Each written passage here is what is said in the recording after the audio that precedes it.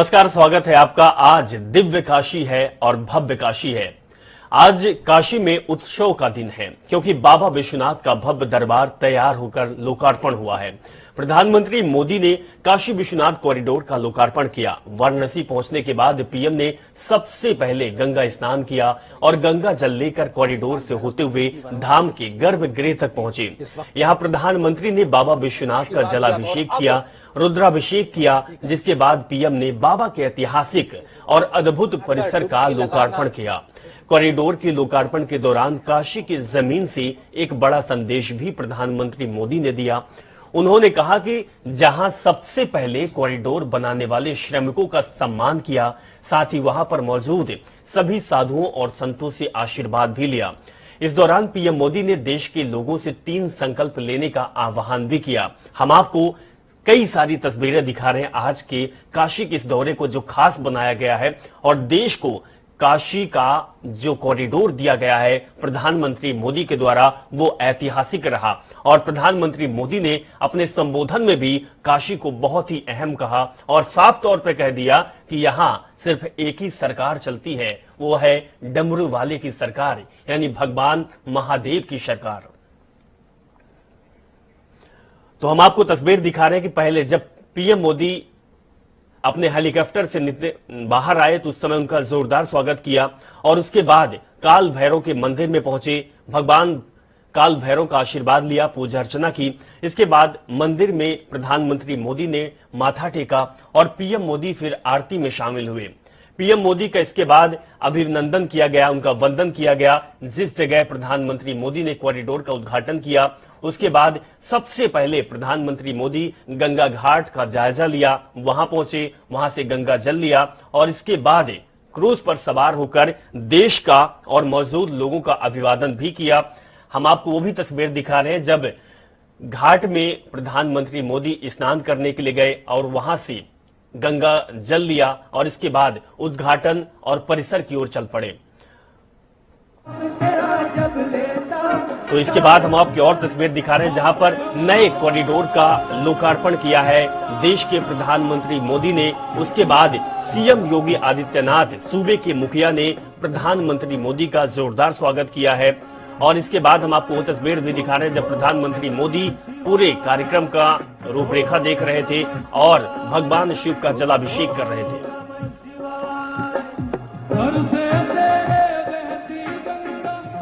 तो आपको बता दें कि नव्य काशी और भव्य काशी जो है वो पहले 1780 में जीर्णोद्धार हुआ था और अब 250 साल बाद इसका कायाकल्प बदल गया है। तस्वीर भी हम आपको दिखा रहे हैं। ये तस्वीर अब दिव्य काशी और भव्य काशी की तैयार हो चुकी है। 1780 में इस काशी का जीर्णोद्धार हुआ था और 250 साल बाद अब नया रूप चेंज हुआ है। पहले क्या हुआ था और अब क्या है, ये हम आपको दिखा रहे हैं। श्रद्धालुओं के पैर रखने की पहले जगह नहीं थी, लेकिन अब ये पूरी तरह से भव्य बनकर तैयार हो चुका है।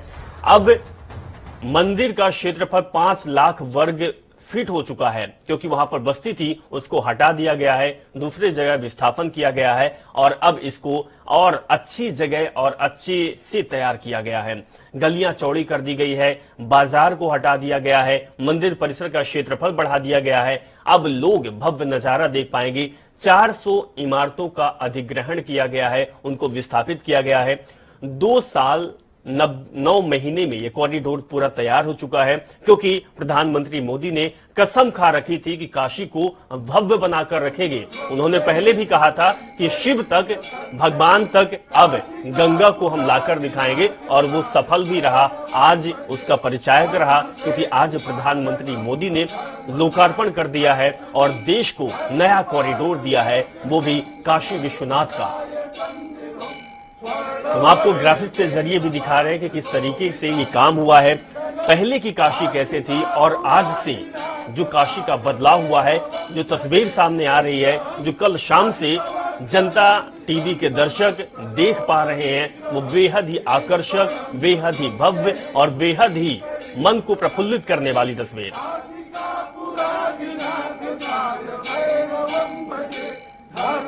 तो दिव्य काशी और भव्य काशी की तरफ से जो चल रहा है उसको हम तस्वीरों के जरिए आपको दिखा रहे हैं और काशी का ये नजारा है।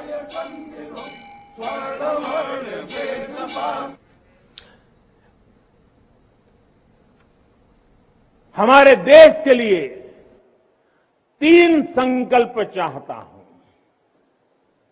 भूल मत जाना। 3 संकल्प चाहता हूं और बाबा की पवित्र धरती से मांग रहा हूं। पहला, स्वच्छता, दूसरा, सृजन और तीसरा, आत्मनिर्भर भारत के लिए निरंतर प्रयास।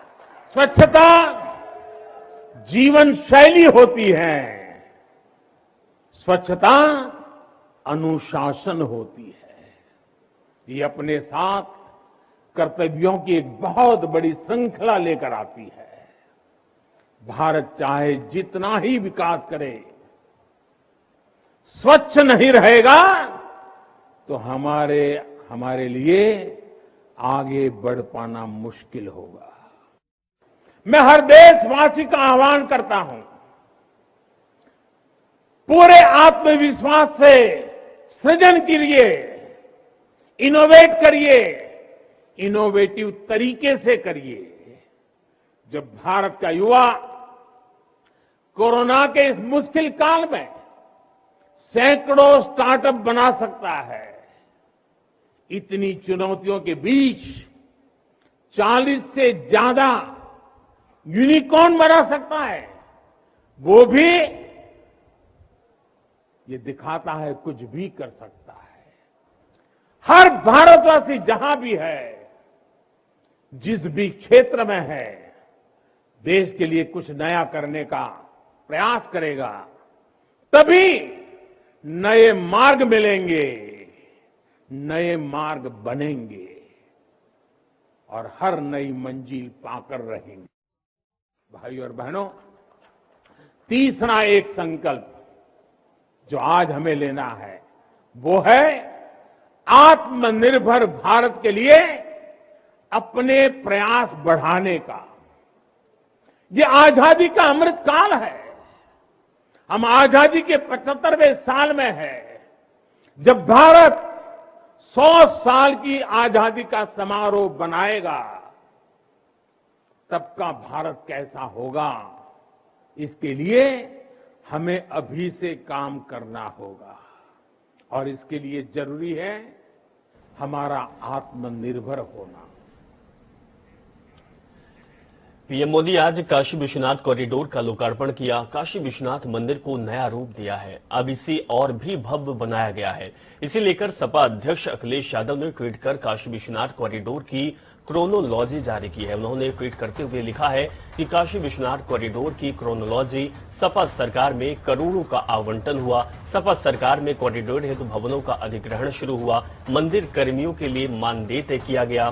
पैदल जीवी बताए भी कि सपा सरकार के वरुणा नदी के स्वच्छता अभियान को क्यों रोका और मेट्रो का क्या हुआ। तो वहीं काशी कॉरिडोर के लोकार्पण को लेकर कांग्रेस प्रवक्ता अंशु अवस्थी ने बीजेपी पर हमला बोला है। अंशु अवस्थी का कहना है कि चुनाव का समय आते ही बीजेपी के नेताओं को भोले बाबा की याद आ जाती है, लेकिन जब भोलेनाथ के भक्तों को जरूरत थी तब कोई नहीं आया। अब चुनाव के समय बीजेपी के नेताओं को काशी की याद आ रही, भोलेनाथ की याद आ रही, लेकिन जब काशी में भोलेनाथ के भक्त बिना ऑक्सीजन और बेड के अपनी जान गंवाने को मजबूर थे भाजपा सरकार की वजह से, तब वहां पर नजर नहीं आए भाजपा के नेता, आइसोलेट थे। भोलेनाथ के भक्तों पर रोजगार मांगने के नाम पर लाठी से पिटवाने वाली बीजेपी सरकार को और उनके नेताओं को भोलेनाथ माफ करने वाले नहीं। चाहे जितना प्रायश्चित कर ले बीजेपी के लोग, लेकिन महिलाओं पर अत्याचार करवाने वाले, 2:30 बजे रात को बेटी को जलाने वाले और महिलाओं की साड़ी खिंचवाने वालों को भोलेनाथ कभी माफ नहीं करेंगे। देश में नोटबंदी करके पूरे देश की अर्थव्यवस्था डंप करने वालों को भोलेनाथ कभी माफ नहीं कर सकते। भारतीय जनता पार्टी सिर्फ और सिर्फ चुनावी राजनीति के लिए भगवान काशी में भोलेनाथ को याद कर रही है, लेकिन कभी वो भोलेनाथ के प्रति दिल से सम्मान नहीं करती। उनके लिए धर्म सिर्फ और सिर्फ राजनीतिक विषय है।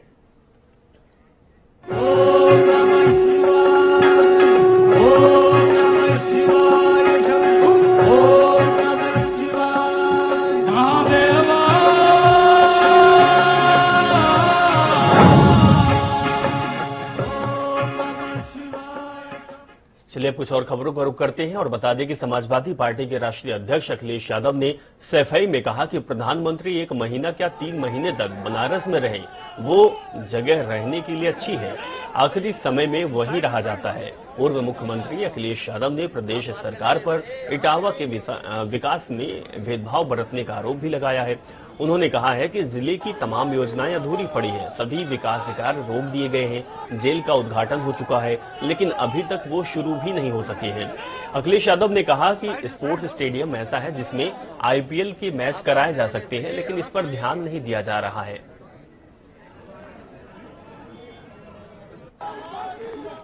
जिस समय मुख्यमंत्री जी इटावा आए थे और आपके सामने जो उद्घाटन हुए थे, आप जानते हैं कि किस सरकार का वो काम था जो मुख्यमंत्री जी उद्घाटन करके गए हैं। जेल जिसका उद्घाटन हुआ वो अभी भी चालू नहीं हुई।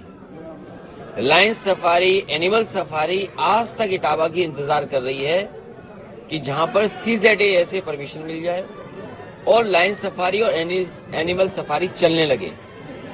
जो विकास कार्य की गति थी उस समय, स्टेडियम बनना, हॉकी के लिए एस्ट्रोटर्फ बना करके उसको तैयार करना, वो अभी भी आधे अधूरे पड़े हुए हैं। इसी जगह पर देश का सबसे अच्छा एक्वेटिक सेंटर है, लेकिन सरकार की 5 साल के रुख से पूरा का पूरा एक्वेटिक सेंटर बर्बाद हो गया है।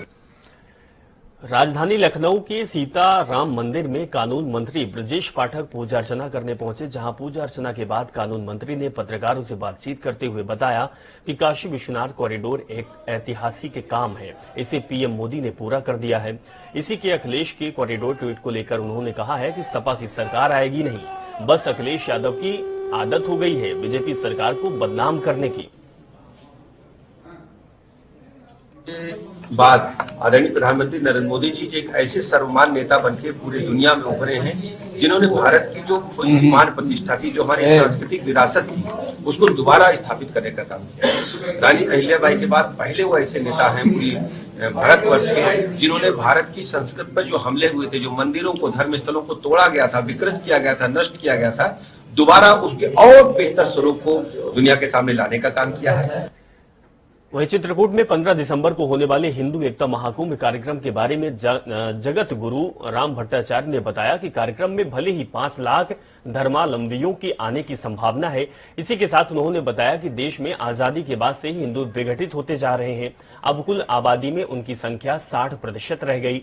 चित्रकूट का हिंदू एकता महाकुंभ देश के ऐसे ही विघटित हिंदुओं का एकजुट करेगा। उन्होंने ये भी कहा कि हिंदुओं पर अत्याचार हो रहा है, मठ मंदिरों की सुरक्षा खतरे में है, लव जिहाद के नाम पर बहु बेटियों का धर्मांतरण कराया जाता है, इसीलिए हिंदू एकता महाकुंभ का आयोजन किया जा रहा है। हिंदुओं में एक प्रकार का विसंगठन हो चुका था और हिंदू विभिन्न वर्गों, जातियों, संप्रदायों, पार्टियों में बंट गया था। हिंदुओं पर अत्याचार बढ़ रहे थे। हमारे मठ मंदिरों की सुरक्षा नहीं हो रही थी। इन सभी परिस्थितियों को देखकर हमने सोचा कि कुछ करना चाहिए, तो हमने हिंदू एकता महाकुंभ का निर्णय लिया। वो भी हमारी चित्रकूट की धरा पर, जो भगवान राम की संकल्प भूमि है। आप देख ही रहे हैं, यह त्रिदिवसीय कार्यक्रम होगा 14, 15, 16 दिसंबर के लिए। यज्ञशाला बन चुकी है, टेंट बन चुके हैं, पांडाल भव्यता की ओर बढ़ रहा है, बन ही गया है प्रायशः। एक बड़ी खबर आ रही है अमेठी से, जहां राहुल गांधी का दौरा अमेठी का है और 17 दिसंबर को राहुल गांधी अमेठी के दौरे पर रहेंगे। बड़ी खबर हम आपको दिखा रहे हैं। ये दौरा बेहद ही खास कह सकते हैं कांग्रेस पार्टी के लिए। 2 दिवसीय अमेठी दौरे पर राहुल गांधी जा रहे हैं, तो 17 दिसंबर को राहुल गांधी का अमेठी दौरा तय हो गया है। राहुल के साथ प्रियंका गांधी वाड्रा भी मौजूद रहेंगी। करीब 2.5 साल बाद अमेठी पहुंच रहे हैं राहुल गांधी। तो लंबे अरसे के बाद अमेठी का दौरा राहुल गांधी का तय हुआ है। लोकसभा चुनाव के बाद दूसरी बार ये राहुल गांधी अमेठी का दौरा कर रहे हैं। 2022 के चुनाव को लेकर कांग्रेसी नेता लगातार सक्रिय हो रहे हैं और राहुल गांधी का ये दौरा अमेठी उनका गृह जिला कह सकते हैं, ये बेहद ही खास होने वाला है।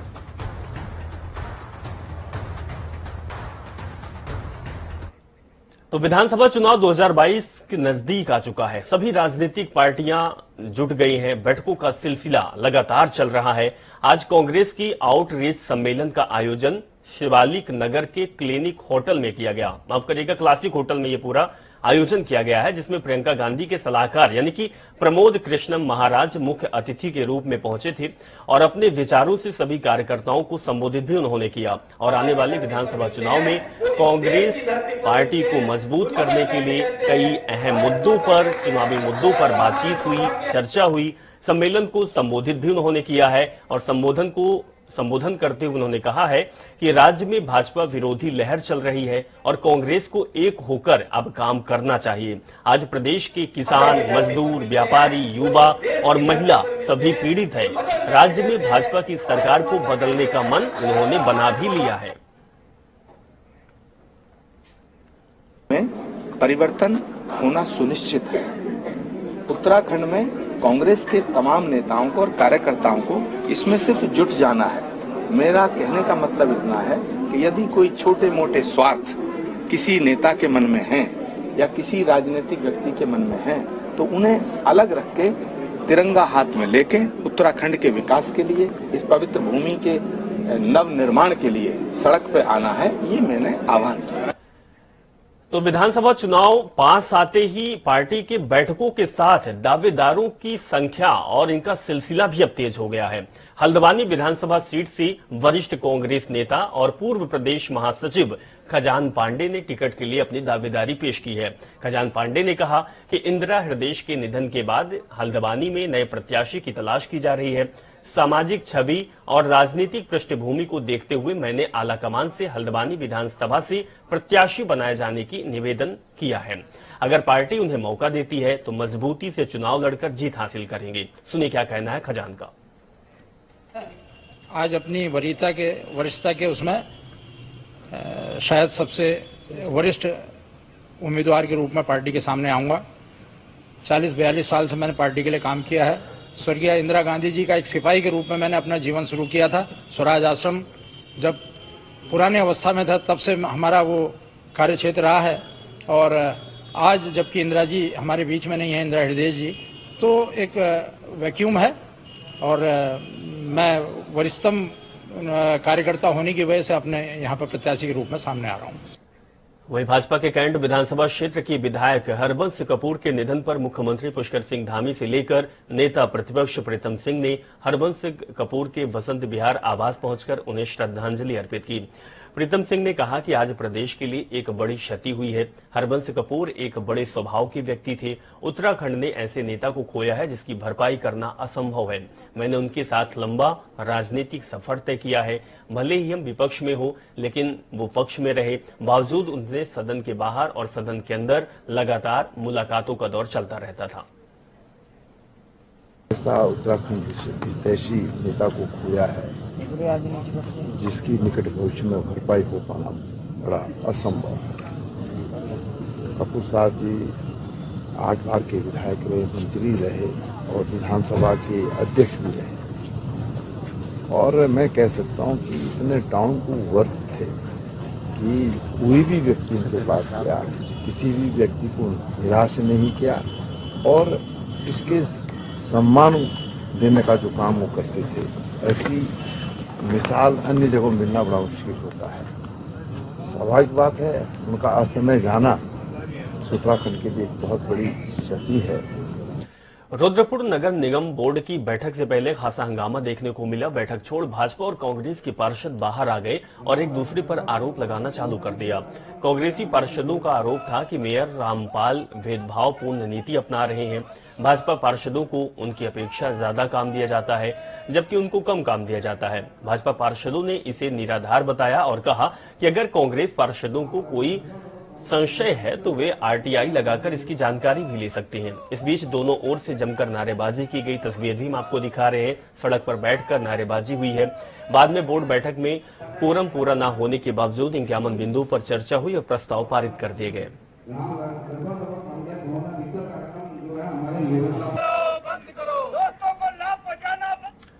अब रफ्तार के साथ देखते हैं 5 मिनट में 25 खबरें। आगरा के फतेहाबाद थाना क्षेत्र में ट्रक में अचानक आग लग गई। परिचालक ने कूदकर जान बचाई। सूचना मिलते ही मौके पर पहुंची फायर ब्रिगेड के कर्मियों ने आग पर काबू पाया। अमेठी के कमरौली थाना क्षेत्र में तेज रफ्तार बोलेरो ने साइकिल सवार अधेड़ को मारी जोरदार टक्कर, जिसमें अधेड़ की मौके पर मौत हुई। सूचना पर पहुंची पुलिस ने शव को कब्जे में लेकर पोस्टमार्टम के लिए भेजा। बदायूं के कादर चौक थाना क्षेत्र में भाजपा बूथ अध्यक्ष के घर में लगी आग लगने से लाखों का सामान जलकर हुआ राख है। सूचना पर पहुंची पुलिस ने ग्रामीणों के साथ मिलकर आग पर पाया काबू।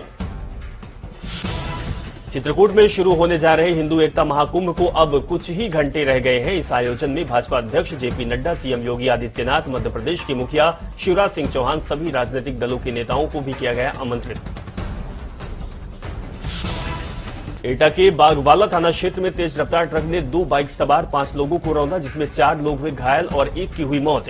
सूचना पर पहुंची पुलिस ने शव को कब्जे में लेकर पोस्टमार्टम के लिए भेजा। एटा के जिलाधिकारी राजीव कुमार मिश्रा ने सरकारी राशन की दुकान का किया औचक निरीक्षण। प्रति राशन कार्ड धारकों को गेहूं, चावल, रिफाइंड सहित 1 किलो चना का पैकेट दिया। कन्नौज के तिरवा थाना क्षेत्र में स्लीपर गाड़ी के इंजन में लगी आग, ड्राइवर के सूझबूझ से यात्रियों को बचाई। वहीं सूचना पर पहुंची फायर ब्रिगेड की टीम ने कड़ी मशक्कत के बाद आग पर काबू पाया। प्रतापगढ़ में बाइक सवार 2 नकाबपोश बदमाशों ने युवक को मारी गोली। पीड़ित युवक इसी तरह निजी अस्पताल पहुंचकर अपना इलाज करवाया। इस मौके पर पहुंची पुलिस मामले की तफ्तीश में जुटी। सहारनपुर के पाइप लाइन काटकर तेल चुराने वाले 8 लोगों को पुलिस ने किया गिरफ्तार। तेल चुराने और बेचने को लेकर मुजफ्फरनगर जिला पूर्ति विभाग को संलिप्तता भी थी।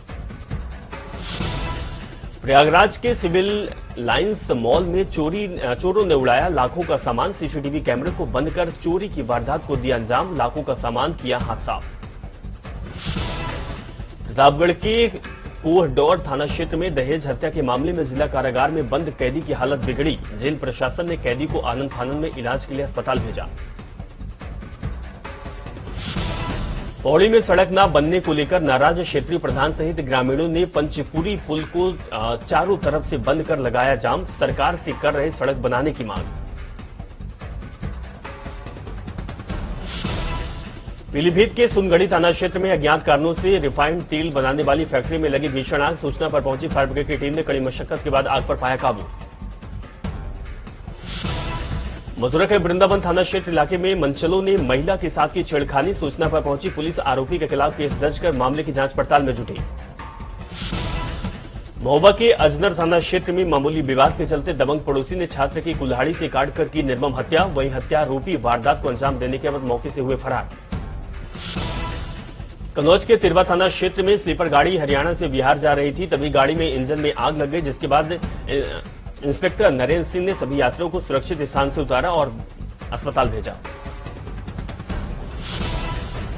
झांसी में अपना दल एस पार्टी के अल्पसंख्यक मंच के नवनियुक्त प्रदेश अध्यक्ष अहमद खान मंसूरी आज झांसी पहुंचे, जहां पार्टी के कार्यकर्ताओं ने हार फूल माला पहनाकर उनका जोरदार स्वागत किया।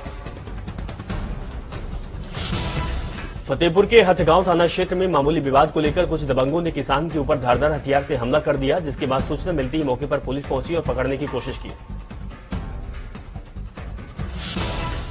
कानपुर के सिद्धेश्वर घाट पर गंगा किनारे ट्रिपल मर्डर से आरोपी डॉक्टर का मिला शव। बता दें कि डॉक्टर पर पत्नी और 2 बच्चों की हत्या का लगा आरोप है। पुलिस लगातार गंगा में चला रही सर्च ऑपरेशन। हमीरपुर के राठ कोतवाली इलाके में खेतों में काम कर रहे किसान की ठंड लगने से बिगड़ी हालत। परिजनों ने इलाज के लिए पहुंचाया अस्पताल, जहां डॉक्टरों ने किसान को किया मृत घोषित। ललितपुर में सैनिक श्रमिक वन कर्मचारियों ने सामाजिक वानिकी प्रभाग की निर्देशक ऑफिस के बाहर धरना कर विरोध प्रदर्शन किया। शासन के आदेश के बाद भी अब तक वन विभाग में कार्यरत दैनिक श्रमिक कर्मचारियों को स्थायी नहीं किया गया। फतेहपुर के हदगाम थाना क्षेत्र में देर रात दुकान बंद कर जंगल गए वृद्ध किसान की कुल्हाड़ी मारकर हत्या कर दी गई। सूचना पर पहुंची पुलिस ने मामले की तफ्तीश में जुटी। सुल्तानपुर में भारतीय किसान यूनियन के पदाधिकारियों ने निकाली गन्ना अधिकारी की शव यात्रा। जिलाधिकारी कार्यालय के मुख्य गेट पर शव रखकर किया प्रदर्शन। मिर्जापुर में 7 फेरे लेने वाले विवाह संस्कार संपन्न होने के बाद बाइक न मिलने पर दूल्हा इस कदर नाराज हुआ कि दुल्हन का बिना विदाई कराए दूल्हा मंडप से फरार हो गया। रायबरेली के महाराजगंज क्षेत्र में बोरे में महिला का शव मिलने से इलाके में सनसनी मच गई। हत्या का शव को बोरे में फेंके जाने की आशंका जताई जा रही है।